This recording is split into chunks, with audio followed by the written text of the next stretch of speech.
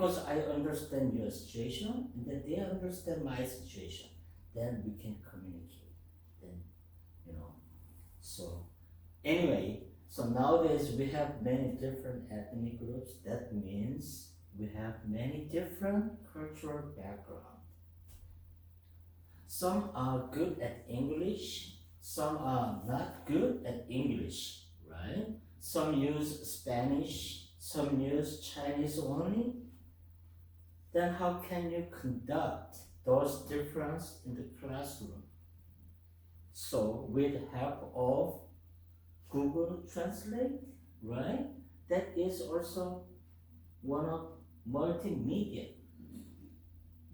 That is technology. So we can use those things in the classroom. It is very effective, efficient to use those tools. Also,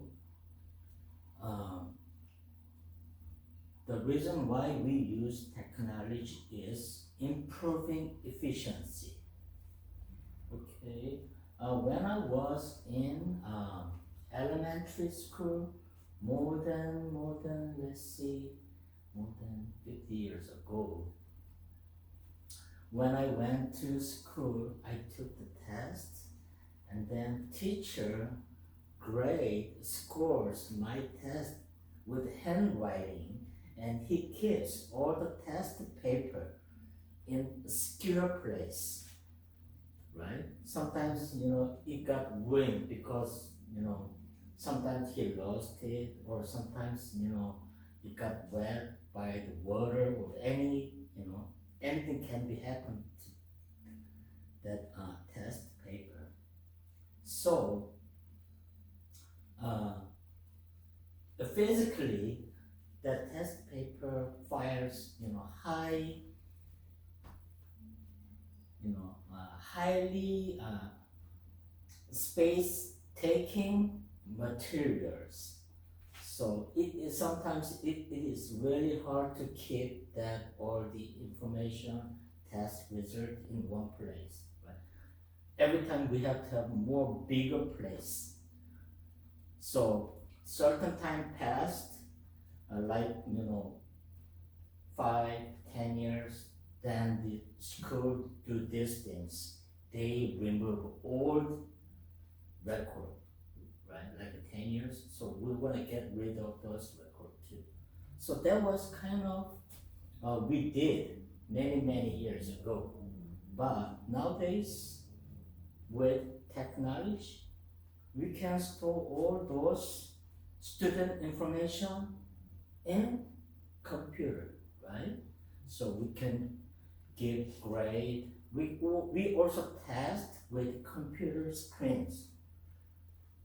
It is very useful. It is very help for teachers do their job perfectly, efficiently. So that's why we use those things. So technology is used for lesson planning, testing, and then grading, scoring.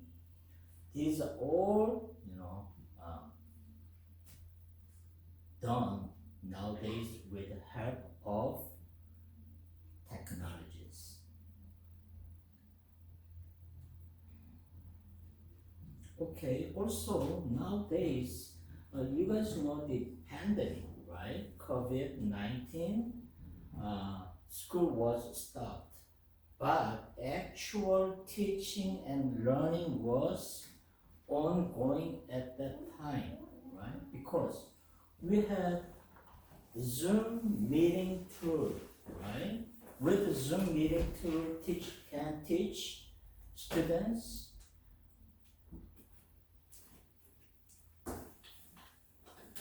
remote place, right? Then students are all learning in their home or any other places. That is, also the benefit of technology.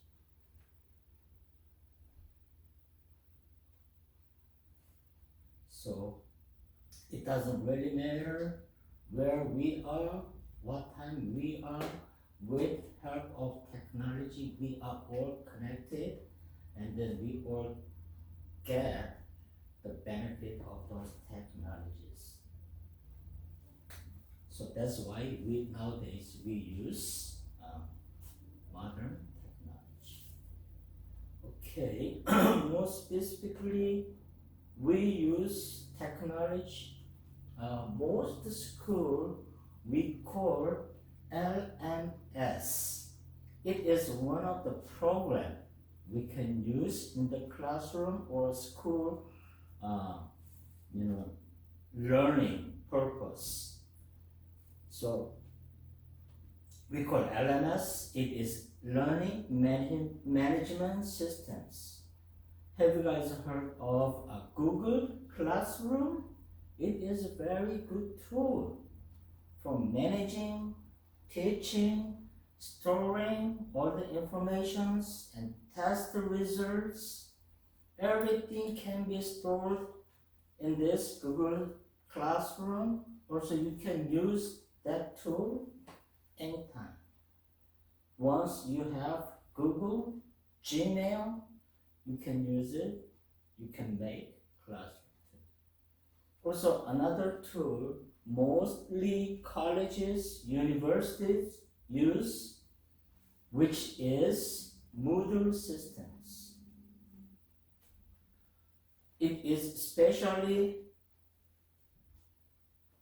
designed tool for student management, school management. It is like, professors, teachers, they can upload their study material in this software, and then there should be students, they all can review, also download study material in these systems.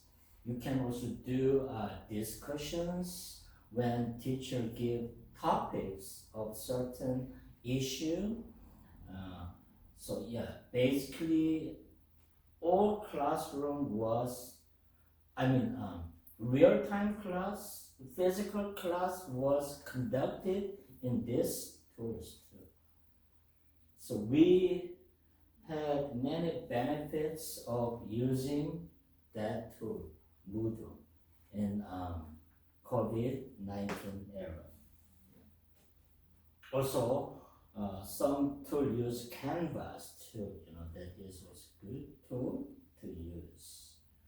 Okay, the purpose of using those tools are, we can organize contents, we can give assignments, homeworks to the students. Also, it gives better communications with students and teachers. Okay, so what could be other tools with technology we can use nowadays? So if you see, there are many good presentation tools, right? Like Microsoft Office, there's PowerPoint. We use those things many times. And Canva, it is designing, presentation, any social media, graphic, and audio, video tools for design. So you can use those tools too. Canva. Have you heard of Canva? I don't know. No, okay. In China, we just use WeChat. WeChat, okay. Yeah, alright, good. So, with that tools, we can create a visual effect, visual engagement in classroom. Also, we use interactive platforms, right? We can do formative assessment and engagement. Also, we use planning softwares, Planboard, Euphoria. This does schedule, tracks, document lesson plans. All those things are possible with those help of technology. Also, we use other tools. We use YouTube, right? We use TED education. We use Khan Academy. Those are all good tools that you can use in the classroom. Also, we use Google Forms. With Google Forms, you can create a survey tool, you can create test tool. This is a very good tool to use in the classroom. Okay, also, there are a lot of benefit of using modern technology in the classroom, but also there are challenges. Time constraints. Okay, sometimes we have to make balance between curriculum requirement and then available class times. Also, challenges might be nowadays many different various students come to school with different background. So that means we have to apply different teaching method for those different cultural background of students. So assessment alignment is also challenging. We have to make sure assessment is correctly measured with learning objectives.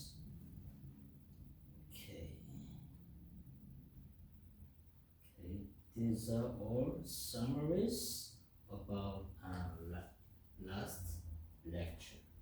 Okay, now today I'd like to do assessment and evaluation.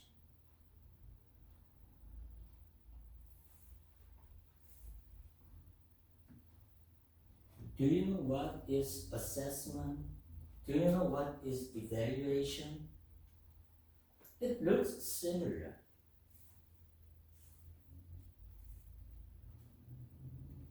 Most people use that two terms mixed use,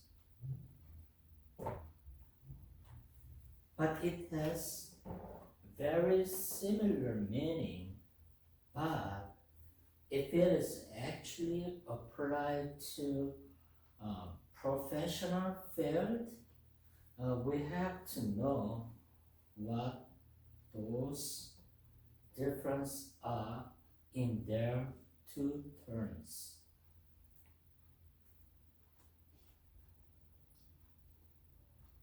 Okay, we have to know exact terms, definition of those two terms, and then why we have to use those assessment and evaluation in classroom.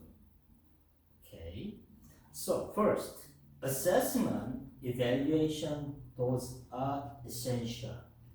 It is very needed components of learning process because that provides feedback on students' progress. Right? And then also we can see the instructional effectiveness with those feedback. And then also we can see how our curriculum was designed with good quality. Okay? So with those feedback we can see how our curriculum was designed well or not. So, well-designed assessment and evaluation system that making sure alignment with learning objectives, then that also employs diverse assessment methods and integrate both formative, summative approaches to support students. Okay, let's watch short video of this video shows the definition of assessment and evaluation. Okay, most people use that two terms in mixed. Okay, but exactly academically it has little difference between those two terms. Okay, let's see.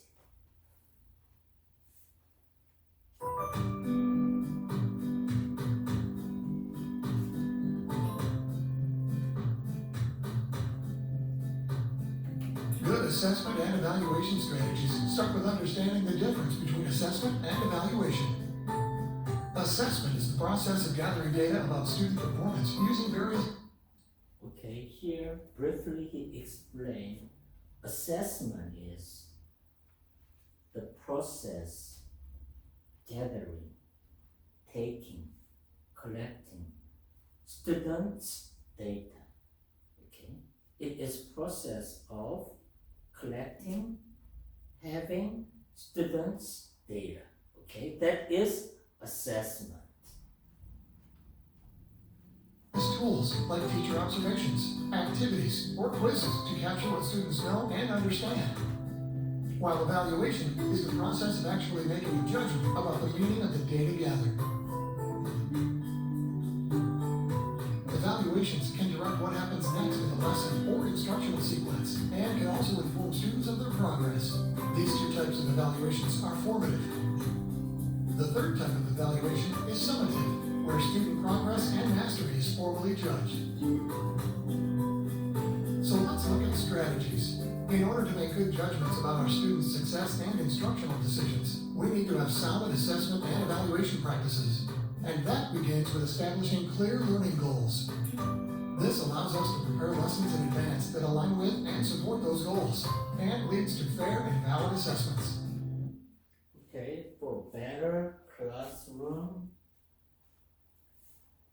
for you as teacher to give lecture to students, you have to always share the goal of that lesson. Okay, you better mention to the students, okay, hey guys, once we finish this class, you're gonna perfectly understand what is math calculation, multiply. Okay, so we have to share that goals. So I teach,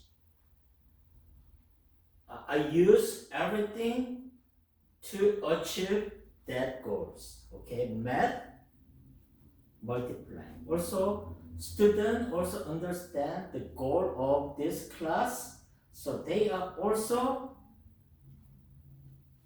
focusing to the point that is, okay, once I finish this class, I am going to understand what is multiplying in math.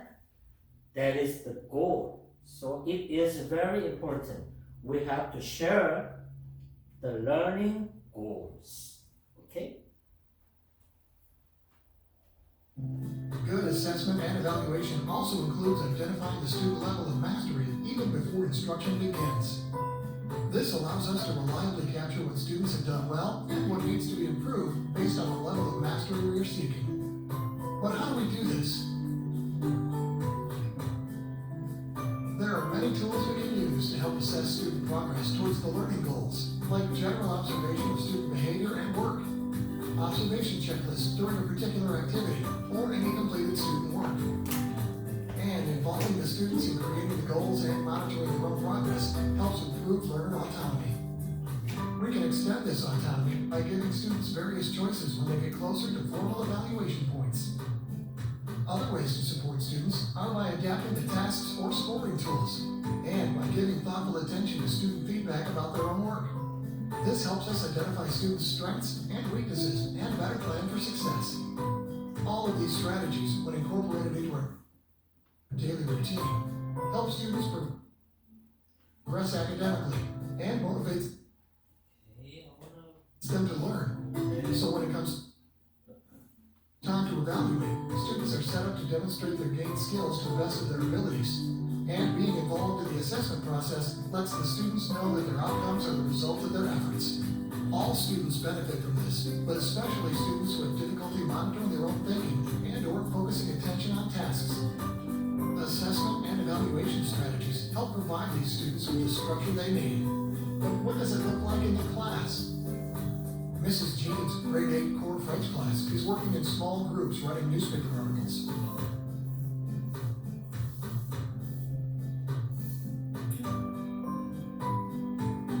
Before the students start the assignment, Mrs. Jean shares the expectation for the task so the students have the opportunity to identify criteria for success.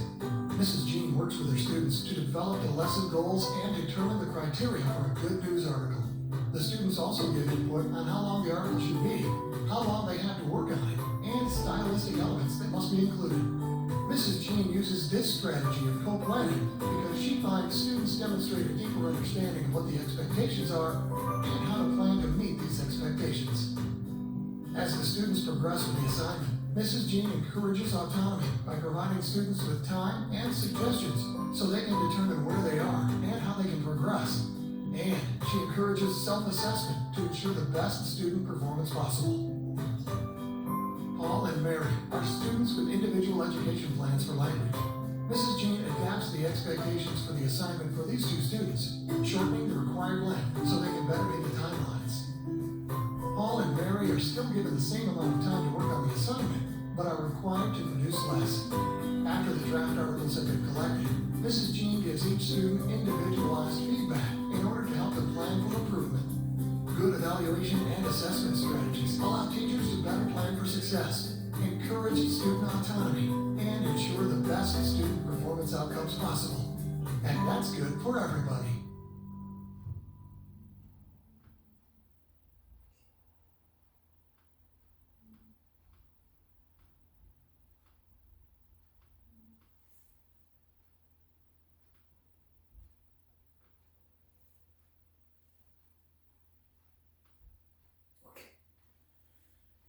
Alright. Okay, assessment is one more time. It is process of collecting the data. Okay, data is not always collected by only tests. Okay, but sometimes you observe the attitude of students, right?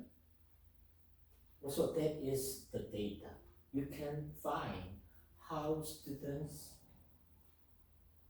they pay the attention to the class, right? Also, that is good point. You can give them good point because your attitude is really good, and then you have very good manner in the classroom, right? Also, you can see the observation includes some students. You can see students they help each other, right? So you can give point. Okay, you guys do really good in group working, right? So you can give the point. That is one of the observation. So you all collect the attitude, participation, mostly autonomy. Autonomy is like the ability. Okay, autonomy is ability to do anything on your own ability and decision. Okay, that is autonomy. It is more like you do certain things with your independent. That is autonomy. Okay.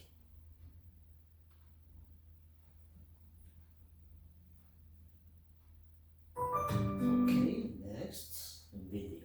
Next slide. So one more time, assessment and evaluations are very needed components of learning environment. Okay. Okay, you can use it, those things for feedback. With feedback, you can see how students' learning progress is. And then also you can see how your instructional plan is working effectively. That's why it is very important.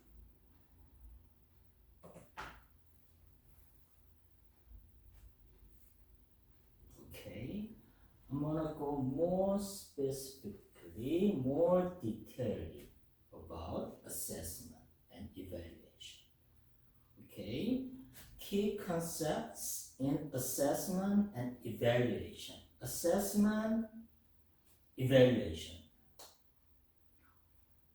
Like I said, although we often use those two terms interchangeably, okay, assessment, evaluation, but originally, academically, it has different purpose. Okay, assessment is, one more time, it is process of collecting data of students learning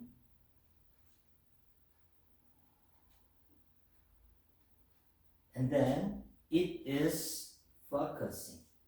Assessment is focusing on learning process. Okay, in the beginning of the class,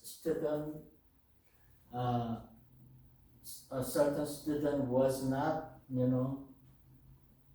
understanding certain topic, but at the end of the class, he finally understood some serious problem in math, right?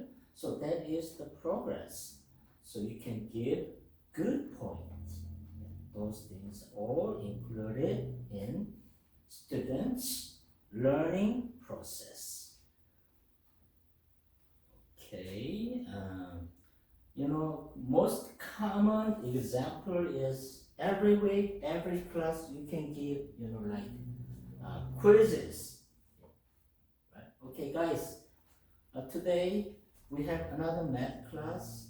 Okay, almost at the end of the class, I'm gonna give you quiz, just 5 quiz. Okay, I just wanna see how you learn in this classroom.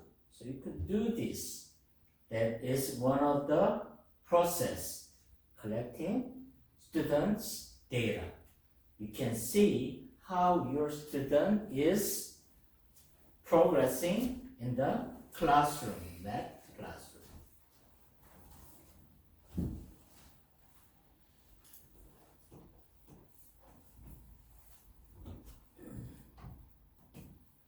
Okay, then we did the definition of assessment.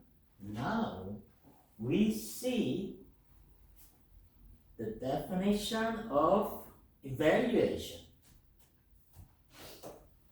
Evaluation is the process of making judgment, making decision. Okay, mostly that process is used almost at the end of the semester, right? Yeah. Once you collect all data with assessment, and then final day of the semester, teacher could give final decision.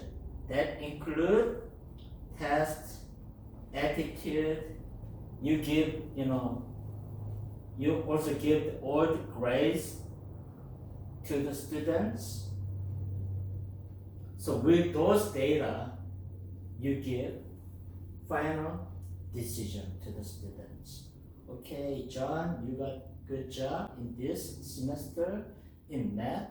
I'll give you A grade, right? That is final. Okay, Grace. Okay, I respect your effort to improve your math skill, but you need to go a little more. So I'm gonna give you A minus, something like that, right? Yeah, that is final decision. Yeah. So we call that process evaluation. Okay, good. So evaluation is, one more time, process of making judgment about the quality or about the success of students' learning, right? And then teaching methods. Mostly teacher use assessment data to make final decision, final judgment.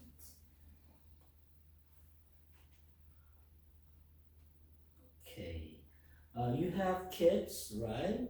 You send your kids to the school. Every semester they bring class report, right?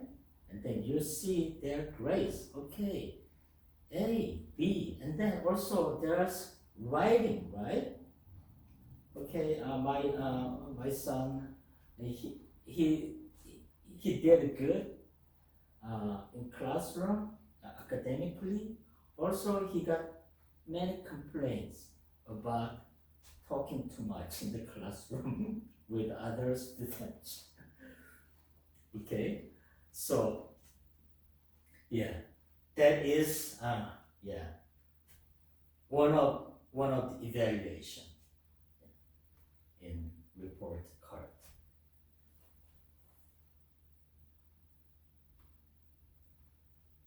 Okay, one more specifies two terms, the difference. Okay.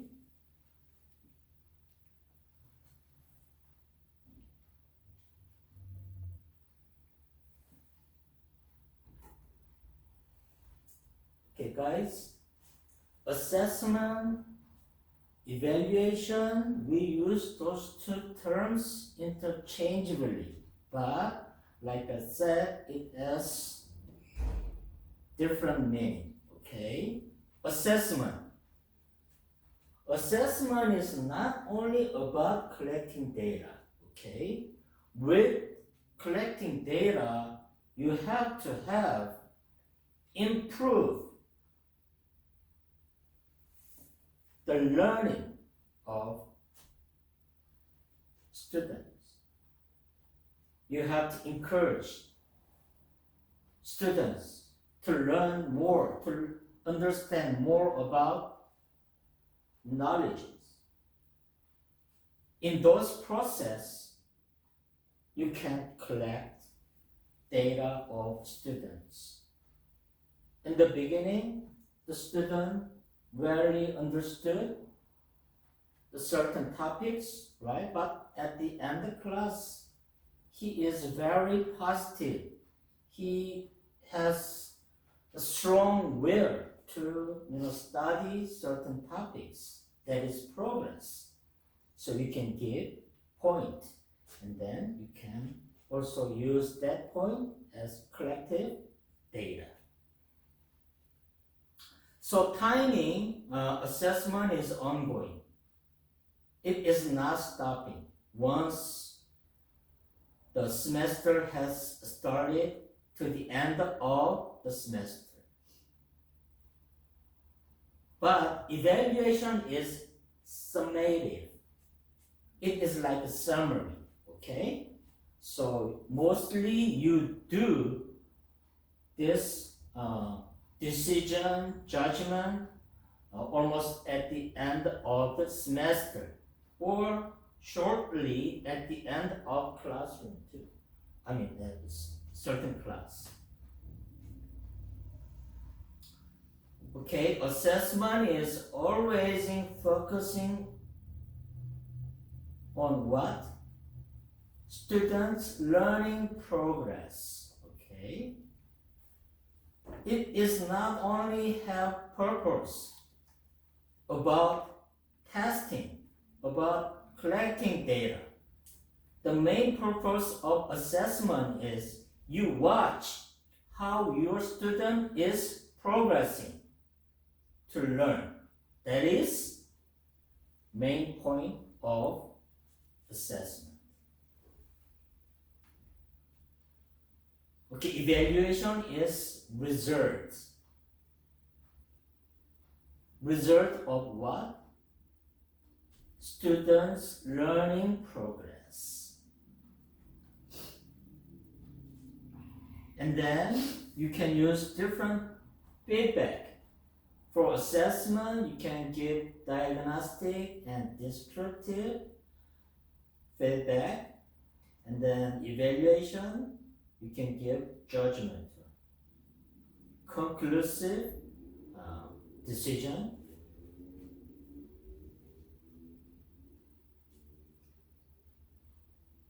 In feedback. Okay, for assessment, we can use quizzes, right? At the end of the class, 5 quizzes, 2 quizzes, something like that. And then also, you can collect students' journal, okay? And students' reflection too. And then also you can use observation. You like to see how student is participating in the classroom. You want to see their autonomy. You want to see their cooperation with other students. That is all data.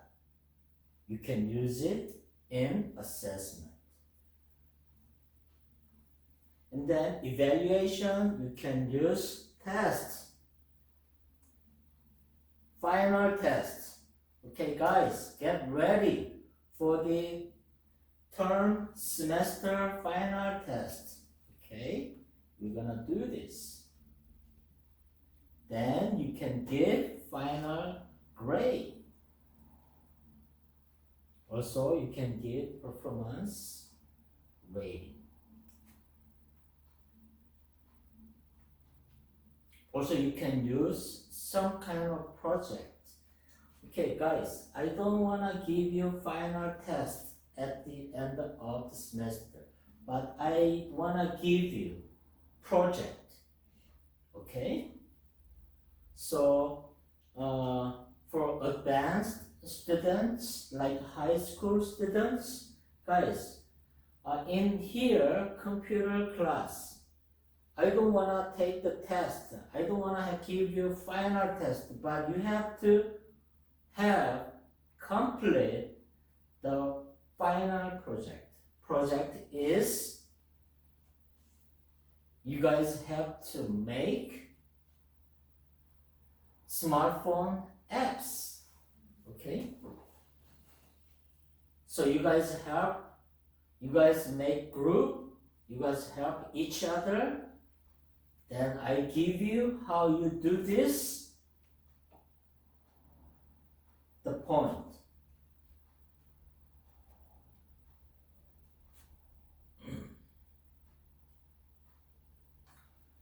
So assessment is mostly used teachers and students. And then evaluation is used by who? School administrator, school principals, school vice principals, also school policy makers, and also teachers. Okay, some ethnic groups have lower score on certain tests, like math test. Always they score less compared to other Asian students, right? So policymakers, so why students who with certain ethnic group, why they don't do good on math compared to Asian students. Asian students always good in math. So policymakers study all those final decisions. So they may open more helping class for those ethnic group with lower math scores. So that is one of the way final evaluation is used.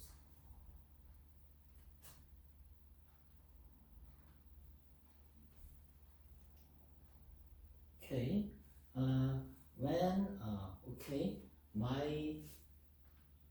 my son and daughter was born in here. They they went to school from kindergarten to high school, but in some point, I think mostly when they were in elementary school.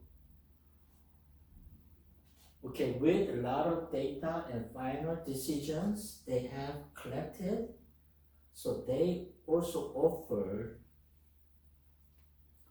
Asian students additional English program. You understand why, right? Yeah, most Asian people in their home, we use our own language, right? So there might be Asian student might be not very good at English, so they offer, or some students coming from Spanish culture, right? So they also school offer additional English class. Yeah, that is one of the result of evaluation.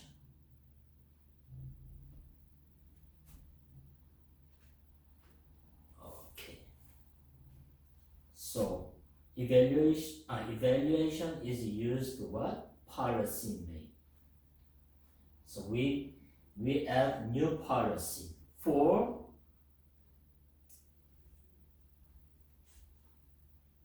immigrants, right? So immigrants who are kind of weak in English proficiency. So policymakers, they add additional English supporting class for those immigrants. That is policy. Okay, good.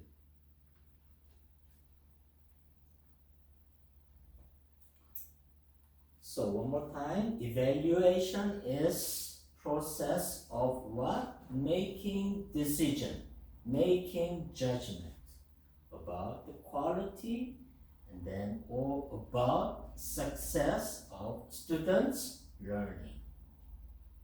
It is summative, okay?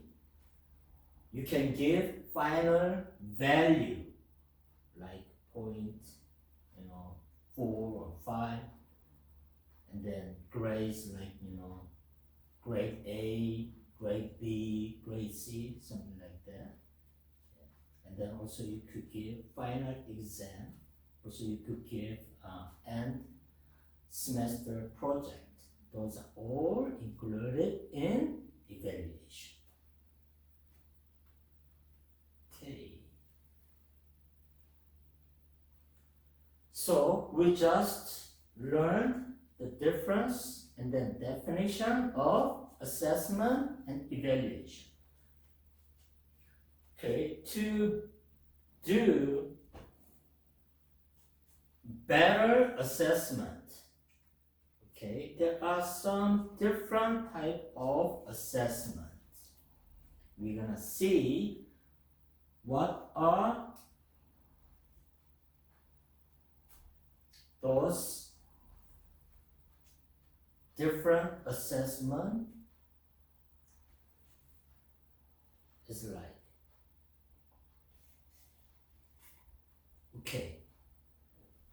Mostly we use little different assessment method. Okay. First we call formative assessment. Second, summative assessment. 3, diagnostic assessment. for authentic assessment. Okay. Here. Formative assessment, simply it is some kind of formation. What is a simple formation to assess students' progress? What is it? Simple, right? Test. Test is formative, right? Formation to collect students' data.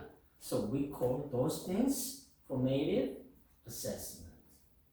Okay, it is continuous, informal, and also it has diagnostics that provides real-time feedback to help students progress and improve.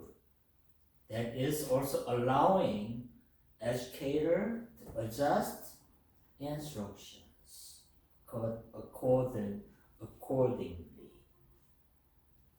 Okay, when you start, we share all class goals, and then we do as you are teacher, you give lecture to the students, but some point, like midterm, students rarely understand what they are learning in this certain subject, right?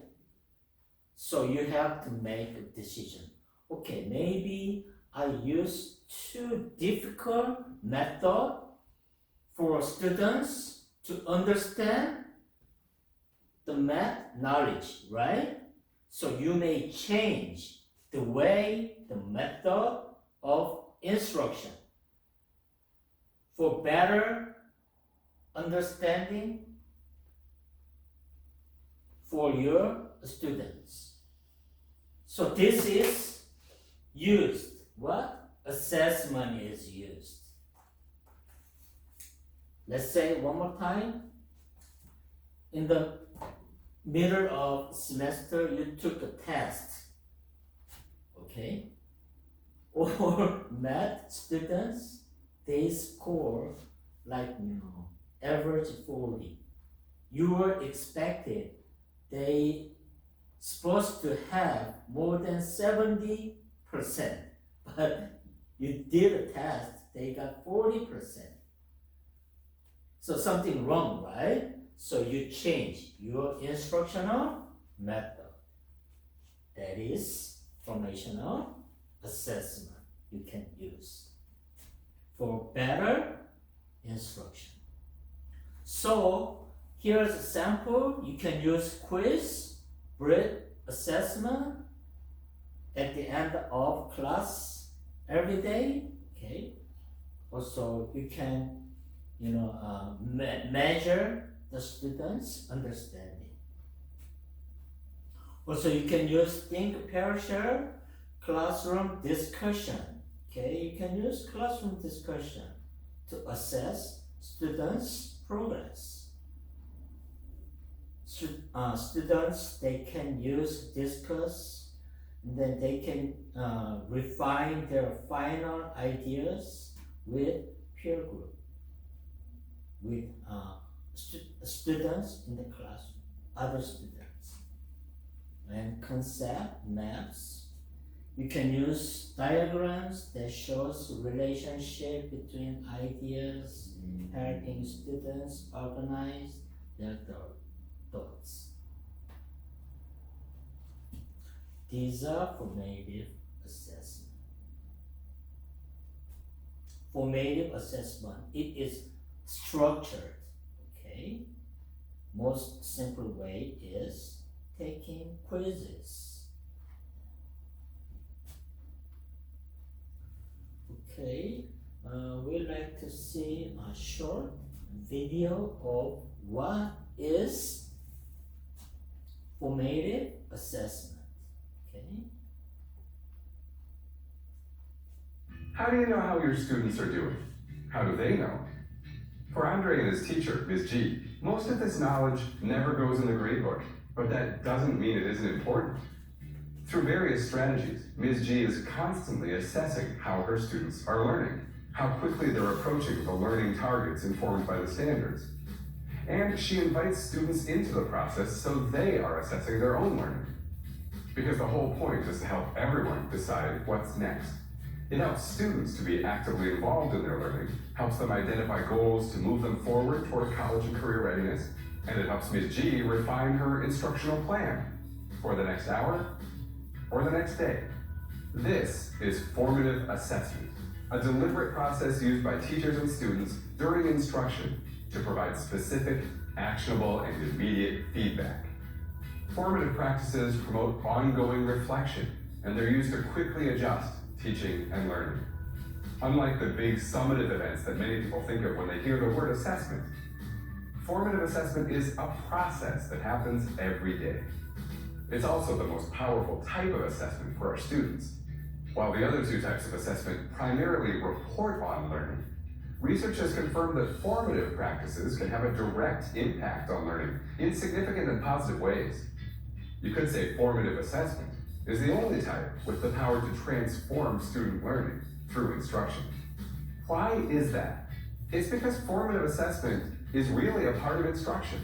It's teachers using their expertise to assess students while learning is happening, looking for patterns in student learning, having ongoing conversations with students about their own learning process. Formative feedback should be as immediate as possible and always include specific ways an individual student can improve. This personalizes learning. In many ways, formative assessment is a reflective process for both teacher and student. A defining characteristic is student self-reflection or metacognition. But students can't fully reflect on their learning if they're not clear on what the learning target is. Teachers play a critical role of explaining that learning goal. So the first step in the formative assessment process is for teachers to make sure they have a deep understanding of what the goals really are by engaging in a thorough examination of the standards and the knowledge, skills, and behaviors kids need for success. The next step is to think through what proficiency in the standard being taught really looks like, paving the way for useful feedback and a personalized approach to learning. If you're like Ms. G, and if you're like most teachers, you use some formative techniques all the time. It may look different from lesson to lesson, day to day, and even from student to student. But what is universal is that formative assessment is purposefully designed by teachers to use within their own instruction. Because the real power of formative assessment is in how it's used by students and teachers to refine the teaching and learning process. Although a principal or other administrator certainly might check in on formative assessment as part of coaching a teacher's instruction, the real purpose of formative data is for the student and teacher to determine what's next. So that's the final step in formative assessment, using this data to impact teaching and learning. If nothing is done with the information, it isn't formative. Every one of these steps relies on educator expertise and student voice. You can look at formative assessment as any educator close to a child, a classroom teacher, a librarian, a school counselor, or someone else, providing personalized instruction based on a two-way conversation about the student's goals and what he or she needs to get there. This personalization improves student outcomes and helps kids as they climb toward readiness for college and careers. Use this website to find more on formative practices, including research and resources for classroom teachers.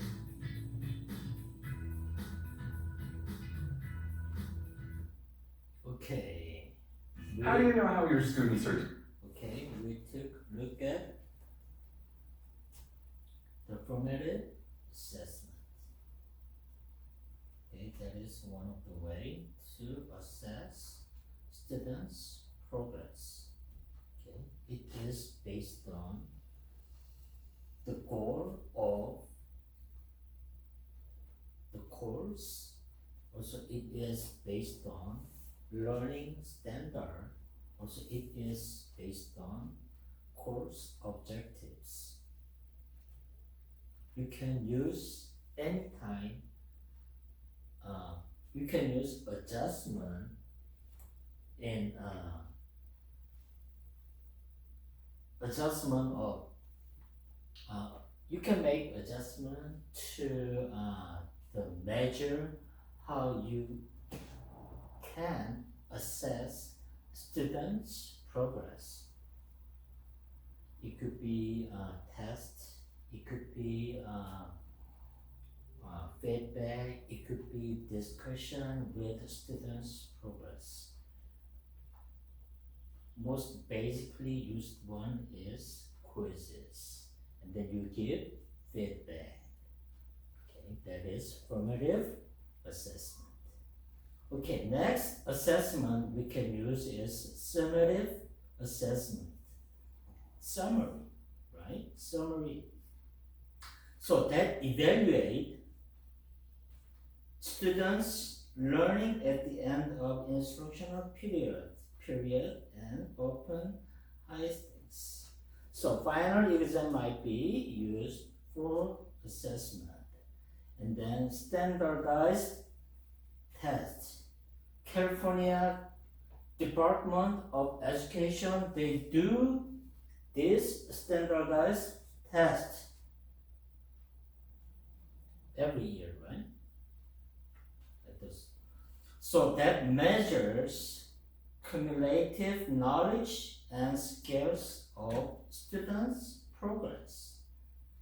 Also, you could do summative assessment. It is research paper, capstone projects that requires a student to synthesize and apply the learnings to the real-world scenario. Okay, for example, research paper. What could be a research paper? Okay, guys, at the end of this semester, I want you to have research paper, and then final day, you guys have to submit it to me. The subject, the topic is climate change. So find out why we have climate change, why the temperature is little by little increased. What is the reason? So once we don't control the climate, what is gonna happen? Do all research about these topics and submit it to final day of this semester. That is a research paper, right?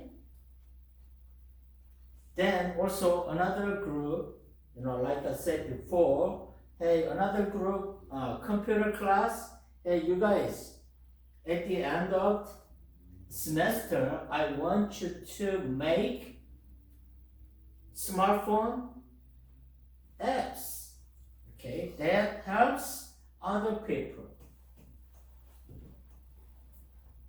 That helps somebody who doesn't speak English well, okay? Can you guys make that kind of app? So you make students,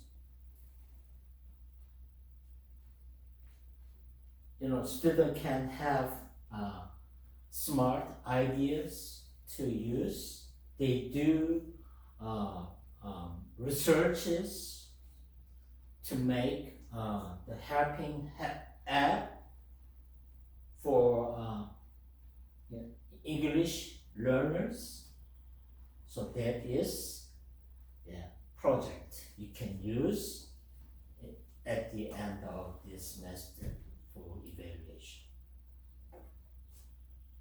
Also, you could do portfolios, like collection of students' work, and demonstrate progress over time. Okay, you are teacher of art class, right? First day of the semester, and then middle, and then progressing of students' skill. You keep track on it, right? Then final day, you also see how certain students are progressed in painting. That is portfolio collection. So you can collect the data. first time in the beginning, student was really not good at painting, right? But at the end of the semester, you see big improvement in painting. So you can get huge point with that assessment. That is portfolio. You not only collect one paint, okay? Every day when you have class, art class, you collect all the paintings from the students, from all students. So you see, you can find out the painting skill progress, right? So you give the point. That is portfolio. So let's see how summative assessment is like. How do you know if your students learned the desired material at the end of a given period of time? And how do you communicate the results of their learning to other educators, or to parents and families, or to the students themselves? Teachers score chapter tests and end-of-year exams. They give semester grades and share test scores with parents. Like all data from summative assessments, the idea of these is to evaluate learning by providing a snapshot of student performance at the end of some learning period. This is also sometimes accomplished through standardized assessments that can be school-wide, district-wide, or statewide. The purpose of summative assessments is to answer the big questions. Did all of our students learn the material? Are all of our students meeting the standards? Are we successful with all of our students? Andre has been working hard on using evidence to support his argument in writing for various audiences. Over the course of this unit, Ms. G has held writing conferences, provided written feedback on early drafts, and administered a couple writing prompts to gauge progress. She's used interim assessments and formative practices throughout the unit. Now it's time to document the students' cumulative learning. Today the class is presenting their writing projects. Ms. G will grade students on this project as their final assessment, instead of giving them an exam. Both a final exam and a project are summative, and both provide concrete evidence of student learning in relation to the learning targets. One purpose of summative data is so Ms. G can share with Andre and his family a clear and accurate picture of his learning. Some of the types of summative data she'll share are results from chapter tests, projects and portfolios, end-of-year tests, semester grades, and the spring state test. Families value this information since all parents want to know if their student is on track. All families want their kids to succeed, to graduate college and career ready. Summative data also serves an important public purpose. Reporting graduation rates and statewide test scores helps the public understand overall school performance. Of course, not all summative data is shared publicly. Sometimes Ms. G uses the data in meetings with other educators. They review it collaboratively, they discuss the class's accomplishments, and figure out where they need the most attention. This helps shape plans for the next semester. Ms. G can use summative results to accurately compare Andre's performance to other students in her class, or in the case of a standardized assessment, to other students across the district, state, or even the nation. That comparative data is critical for all of us, educators, families, and the public, so we know if we're reaching all kids equally. It's important to remember that summative assessments are still just a snapshot, just one data point. So if Andre had a bad day, it doesn't mean he hasn't learned the material. It does reinforce the need to have multiple data points documenting student learning along the way. Summative data isn't the final chapter of the data story. It's part of an ongoing, continuous improvement process. Just like data from formative and interim assessments, it ultimately just helps us know how to guide Andre and the rest of our students on the path toward graduating college and career ready. Learn more about summative assessments and how to use them as part of a strategic assessment system at our strategic assessment webpage.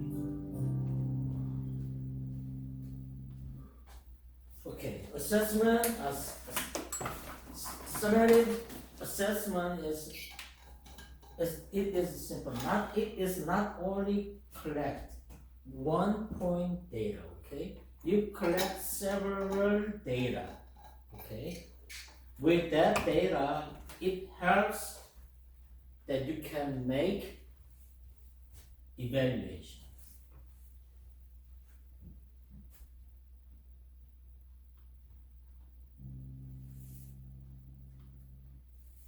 Okay, another assessment that we use is diagnostic assessment. It is administrator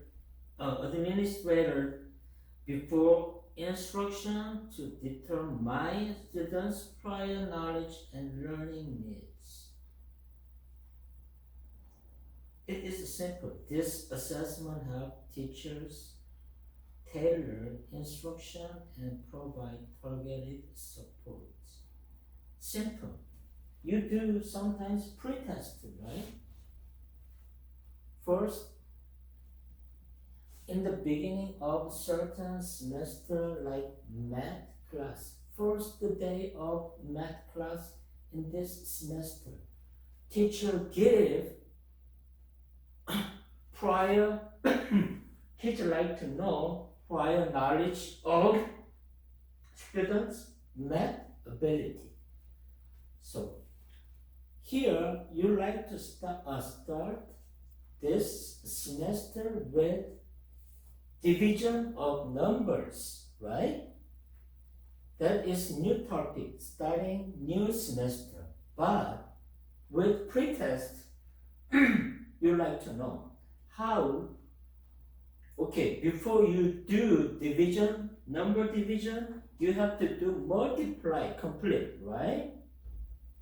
Multiplication of number, completed. So you like to know how students are good in multiplication of numbers. That is pretest. So that is one of the assessment, diagnostic assessment. So you can adjust your learning, teaching, instruction to those students. Still, there are students who is not fully understanding the number multiplication, right? Without fully understanding of multiply, how you can explain the number division, right? So you have to adjust your teaching methods based on pretest. That is diagnostics. So learning style inventors like identify students' preferred method of learning, visual, auditory, kinesics. You can use, because, okay, let's see, that is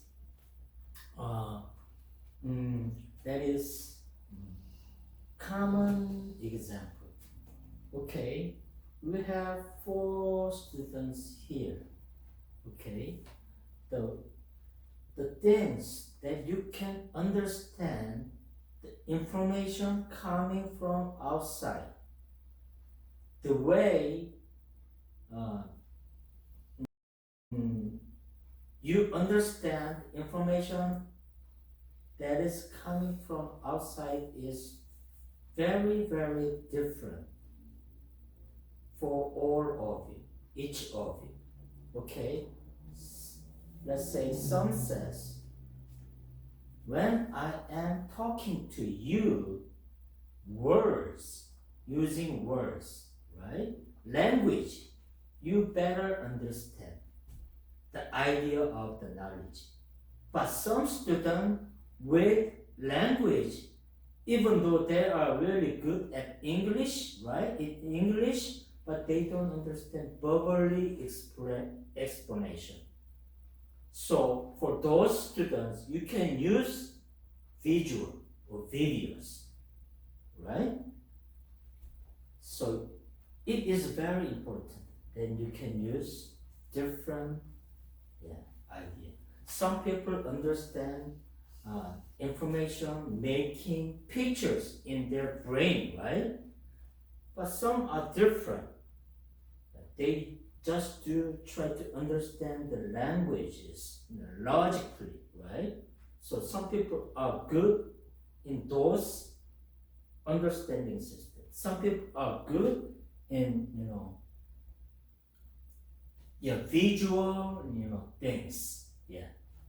So you can use different methods. That is preferred methods of learning. Yeah. By assessment. What? Pre-assessment. You can use later different instruction method for each student with their better understanding methods.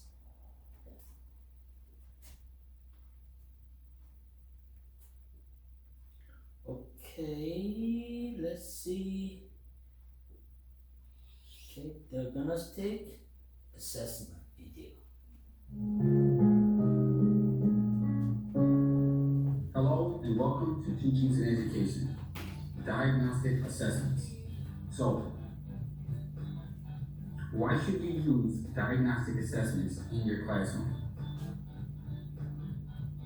Well, in any given classroom, not every student is going to be at the same level. Now, let's say it's your first day of school, and you're getting a large group of 6th graders.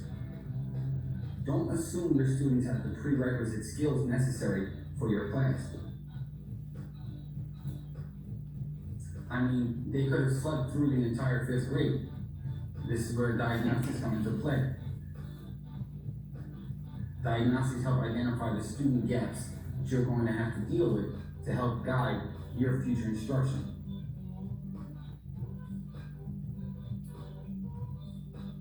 Now, how do you incorporate diagnostic assessments into the classroom? Well, diagnostics should not be given too often. But when given, it should be starting a new unit or starting a new course. A diagnostic test isn't something you want to hold against a student either. They're not meant to be graded. Rather, just for the teacher's use, just for the teacher's reference. Now, at times, students may not give a full effort due to the fact that there is no grading. But you want to try to get accurate results the best you can.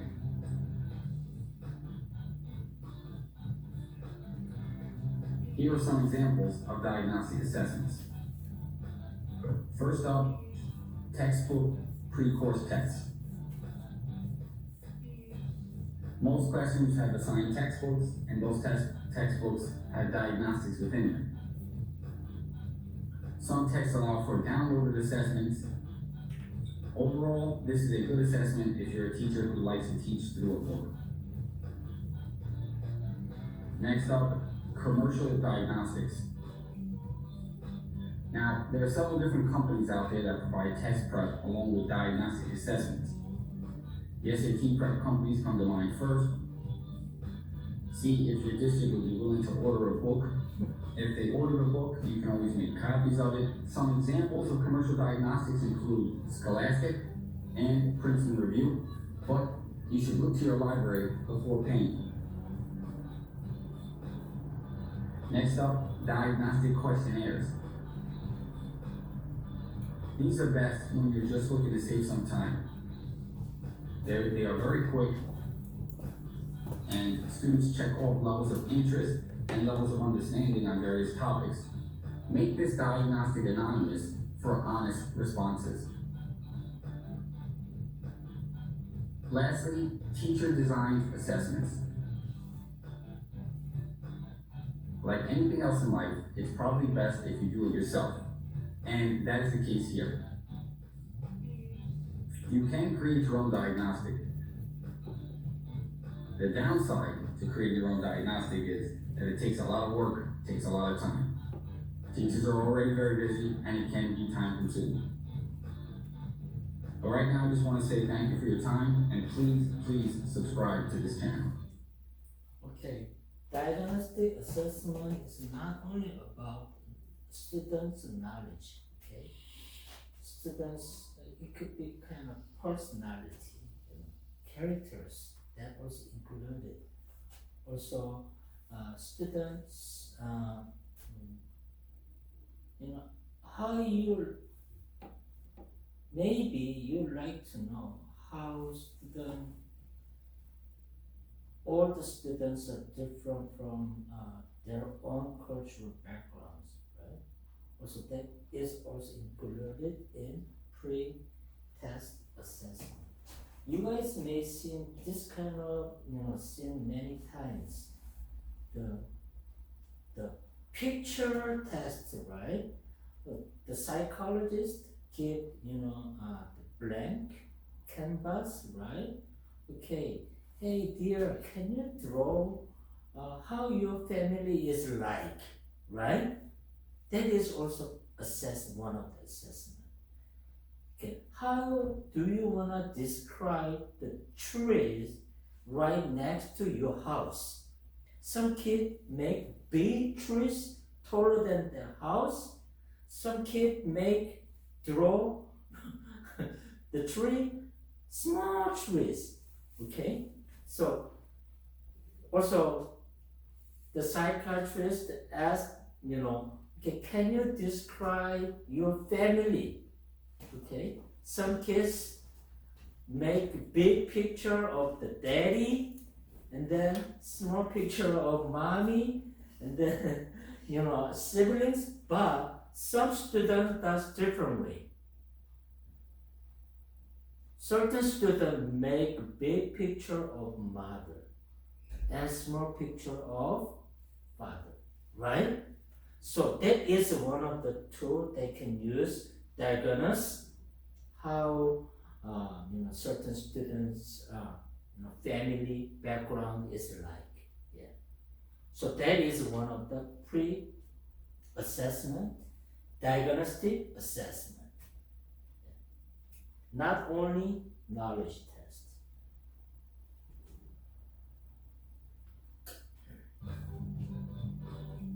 Okay. Now last one is authentic assessment. Okay, that is simple. Students, they are required to the knowledges to apply in real world setting. Okay, simply nothing like remembering certain knowledges, okay? It is nothing like testing, final test in final day of semester. It's nothing like that.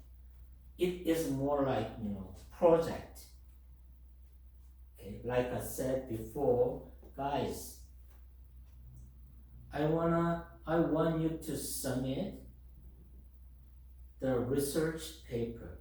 Okay, I'm gonna make a group of you guys. Okay, I wanna make group A, group B, group C. Okay, John, Grace, you are group A. Richard, Timothy, you are group B, or something like that, right? You make the group, and then you guys do own research. Okay, you do climate change topic. Okay, research those things. Okay, group B, you do research on immigration. Okay. Also, group C, you do research in poverty. Why people have in situation of poverty, even though they work so hard, right? So you do those kind of research, and then final day submit all that research to teacher. That could be a project. Also, like I said, okay, another group, okay, computer class. Hey guys, I'm gonna give you a project. Then you guys submit at the end of semester. Okay, group A, you guys make app that helps language learning, right?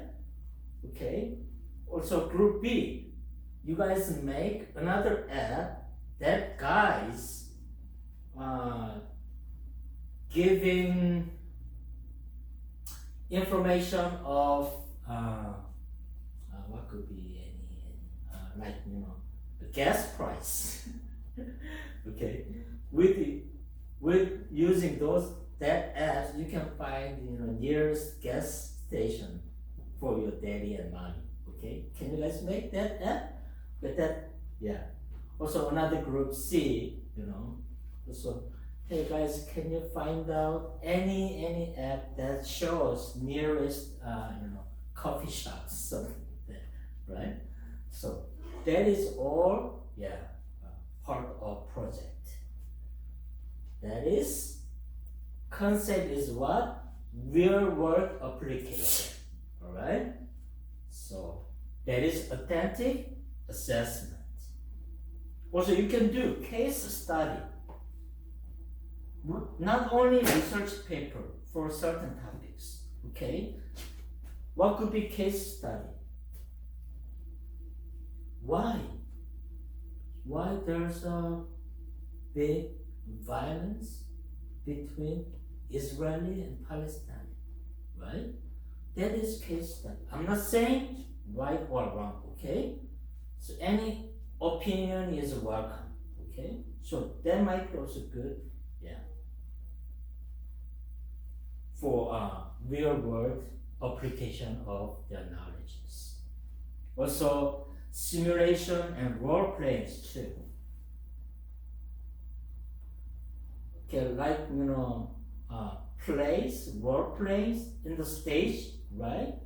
Okay, people at the end of semester, students they take their own roles, right? Like student take role as teachers, and student takes role as another students. Yeah, so they all discuss things they learn in that semester. Okay, it could be another setting, like real world application, play based, like certain student who is pretending as doctor, right?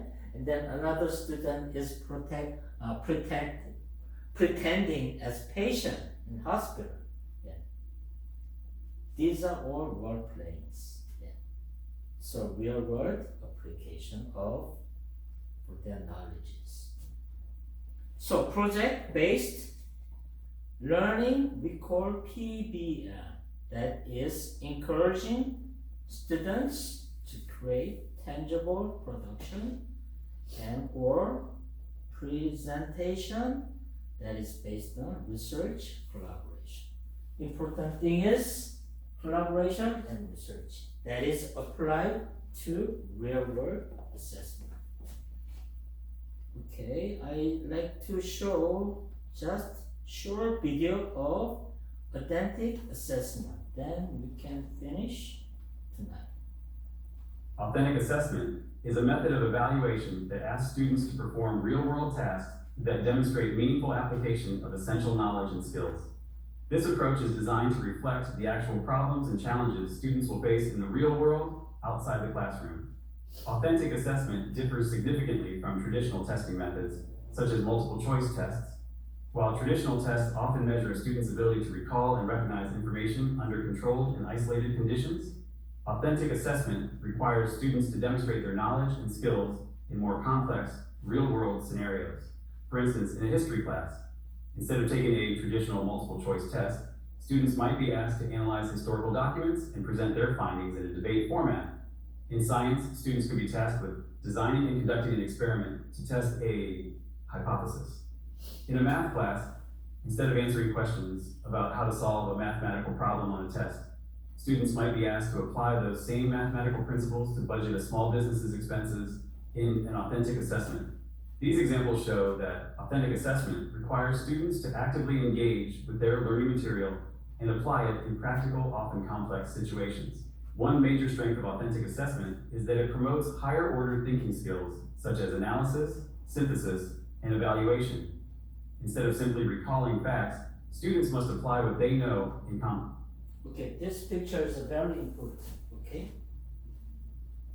assessment, each student have their own knowledge, progress, and levels, right? When they put them together, yeah, the light bulb light up. That is Complex situations. This type of assessment also tends to be more engaging for students, as the tasks are often seen as more relevant and meaningful compared to traditional tests. Additionally, authentic assessments can provide teachers with better insight into a student's capabilities and understanding, allowing for more targeted and effective teaching strategies. However, authentic assessment is not without its criticisms. One major challenge is the subjectivity in grading. Because tasks are often complex and multifaceted, scoring can become inconsistent between different evaluators. Furthermore, authentic assessments usually require more time to both prepare and assess, which can be a significant drawback in time-constrained educational environments. Lastly, there is a concern that these assessments may not cover all necessary content in a curriculum as comprehensively as traditional tests, potentially leading to gaps in a student's knowledge.